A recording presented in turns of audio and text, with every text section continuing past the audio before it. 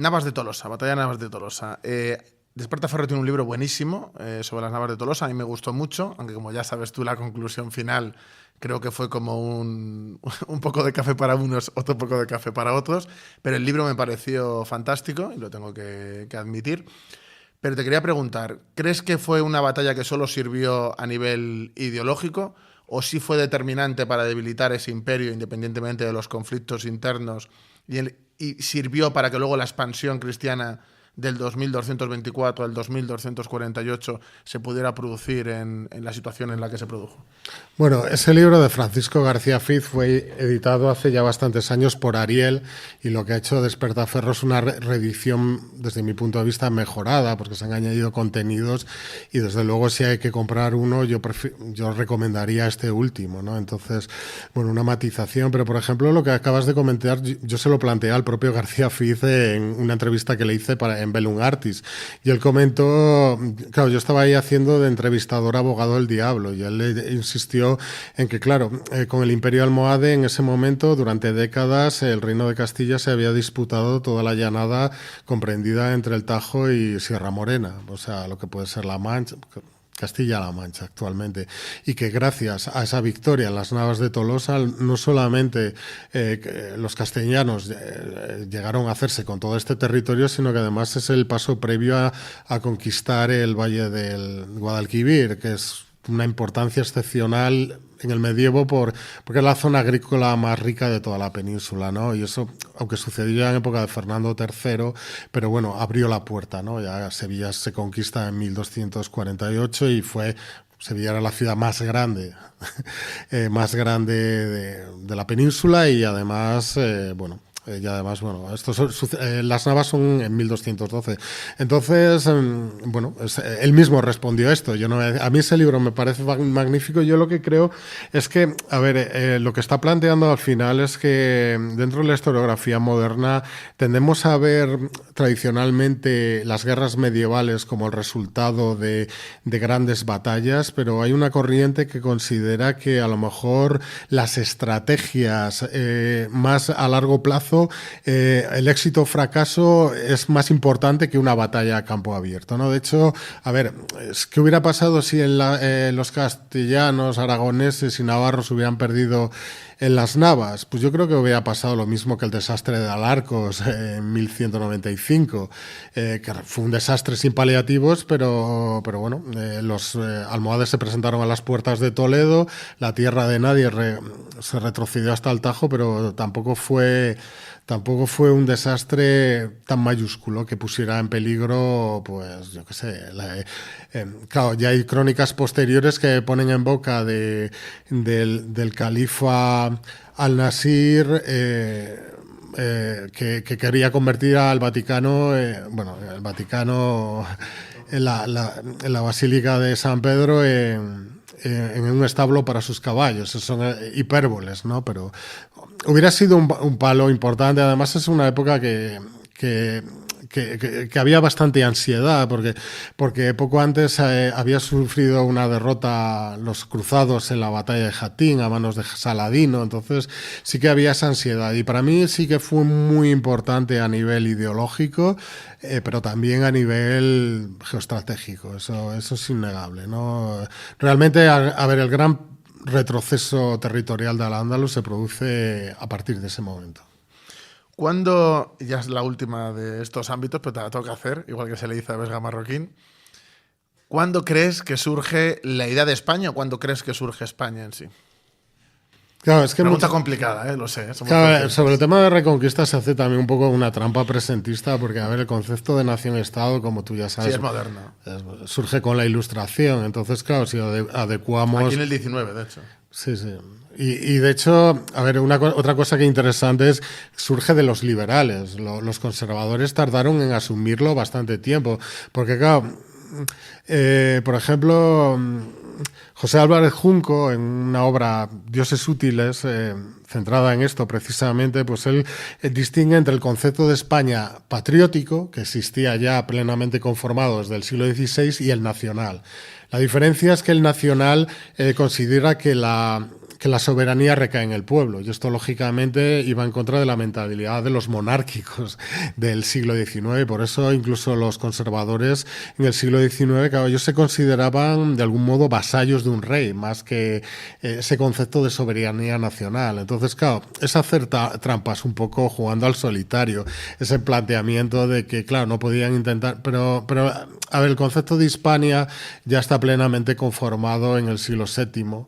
De hecho, algunas fuentes visigodas hablan de Regnum Gotorum Hispaniae, y desde luego es omnipresente en la cronística y en las fuentes medievales, ¿no?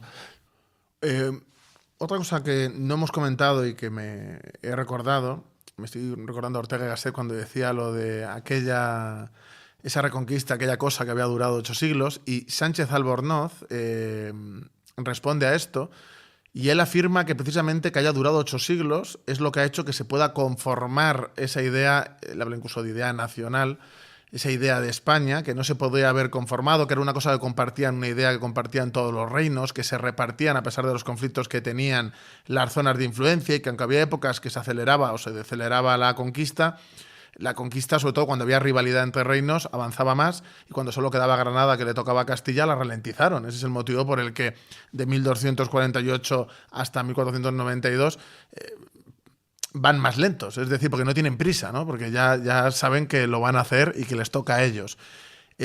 ¿Tú crees que el concepto de reconquista sí que contribuyó o que es importantísimo para la conformación nacional futura de España? Yo, de entrada, esa cita de Ortega y Gasset la pondría en el contexto de la época. Digamos, Ortega y Gasset, él piensa... De entrada, toda esta corriente regeneracionista que surge a principios del siglo XX en España por el pesimismo del desastre del 98, pues está teñida de nociones muy esencialistas, nacionalistas, ¿no? De la creencia de que existe una especie de carácter o espíritu nacional inmutable a lo largo de los siglos, ¿no? Curiosamente, luego hay gente que, para criticar visiones nacionalistas, emplea... cita a Ortega y Gasset, lo cual es bastante paradójico. Ortega y Gasset, él pensaba que, digamos, que los visigodos eran unos germanos muy descafeinados, o sea, que ya eran unos tíos muy romanizados, unos germanos muy decadentes, y que por eso, y por el hecho de que después no hubo una reconquista realmente, que no, digamos que los españoles se mezclaron con pueblos, con moros, pues digamos la esencia hispánica, España era un país tan desarrollado en contraste con otros países de pura raíz germánica como pueden ser los alemanes, Alemania o Inglaterra. Entonces, esto formulado en un contexto de los años 20, 30 del siglo pasado, pues hombre, es bastante políticamente incorrecto, ¿no? Al final, para él, lo que otorgaba un mayor desarrollo a ciertas naciones era una serie de cuestiones esencialistas vinculadas al carácter nacional que viene por ese germanismo.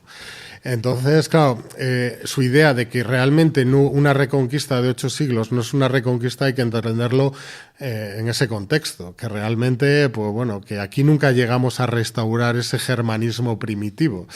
Pero claro, es que esto, ya de entrada, las nociones esencialistas pues son algo más bien, son concepciones decimonónicas muy teñidas de un nacionalismo muy rancio y mal entendido, y además es que, claro, está imbuido un pensamiento de supremacismo germánico. Lo digo por toda esta gente que luego en Twitter comparte memes con la cita de Ortega y Gasset, que a veces no está de más leer lo que escribe la gente en sus libros aparte. Eso pasa con muchos autores, con Marx también lo hace la gente. Luego, bueno, a ver, Claudio Sánchez Albornoz tuvo otro debate esencialista con Américo Castro. Castro pensaba que, digamos, esa esencia hispana se conformó por la mezcla entre semitas, judíos, musulmanes y cristianos, y Claudio Sánchez Albornoz piensa que no, que ya viene, que se conformó en época romana, ¿no? Entonces, bueno, yo creo que bueno, yo no creo que haya estas historias O sea, es indudable que nosotros no podemos explicar nuestra realidad presente sin la Hispania medieval, pero creer que existen mentalidades inmutables pues, a lo largo del tiempo. Con el tiempo, está claro. Claro, por ejemplo, Américo Castro, que era un experto en literatura, pues en El collar de la paloma de Ibn Hazán, pues se habla de un noble árabe que el tío era un mujeriego y estaba comprando continuamente concubinas de Aguari y se aburría de una, se enamoraba mucho, se aburría de una y él lo compara con don Juan Tenorio como parte de esa mentalidad de un arquetipo hispánico que se mantiene a lo largo de los siglos, ¿no? Estos son, para mí, ya parten de una base ideológica, porque al final lo que hicieron ambos fue proyectar su propia ideología sobre el pasado. Lo que pasa es que aparte de eso, Claudio Sánchez de Albornoz, como tú ya has señalado, pues bueno, es el mayor medievalista o el más importante español del siglo XX y tiene una obra bueno, que está ahí, que es monumental y que que puede ser cuestionada. De hecho, en el libro ya ves que yo cuestiono cuestiones como el emplazamiento de la batalla de Guadalete, que la situó en Guadalete y probablemente tuvo lugar en la Janda, o los itinerarios de conquista. Tampoco es que sean los evangelios su obra, pero es una obra que no se puede descartar en base a dómines, a acusaciones de ideologización, porque es una obra extremadamente sólida.